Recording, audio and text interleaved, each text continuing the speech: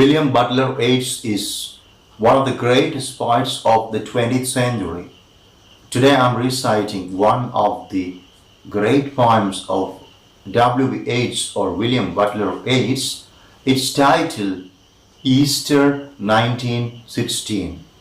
It's a very important poem about the Irish Rebellion, Easter 1916. Let's listen to the poem. Easter 1916. I have met them at close of day, coming with vivid faces from counter or desk among grey 18th century houses.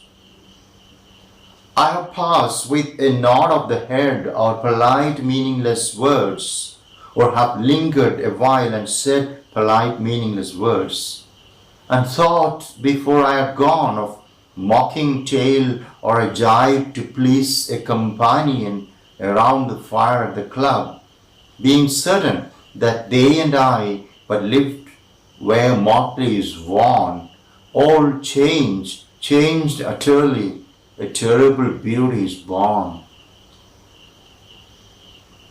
That woman's days were spent in ignorant goodwill, her nights in argument, until her voice grew shrill. What voice more sweet than hers, when young and beautiful she wrought to harry us? This man had kept a school and rode our winged horse. This other, his helper and friend, was coming into his force. He might have won fame in the end. So sensitive his nature seemed, so daring and sweet his thought. This other man I had dreamed a drunken, vainglorious lout. He had done most bitter wrong to some who are near my heart. Yet I number him in the song. He too has resigned his part in the casual comedy. He too has changed in his turn, transformed utterly, a terrible beauty is born. Hearts with one purpose alone through summer and winter seem enchanted to a stone to trouble the living stream. The horse that comes from the road, the rider, the birds that range from cloud to tumbling cloud, minute by minute they change.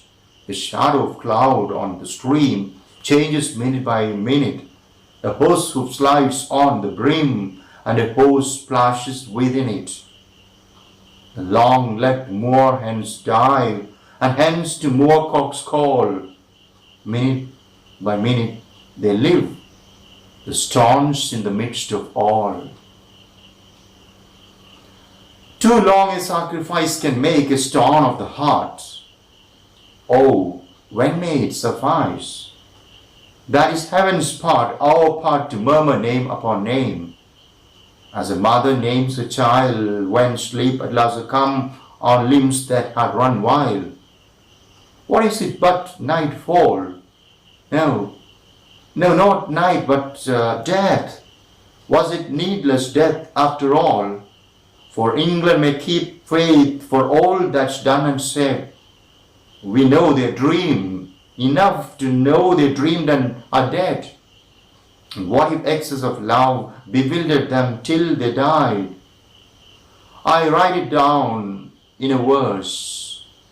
Macdonough and MacBride and Connolly and Pierce, now and in times to be, wherever green is worn, are changed utterly, a terrible beauty is born. Thank you.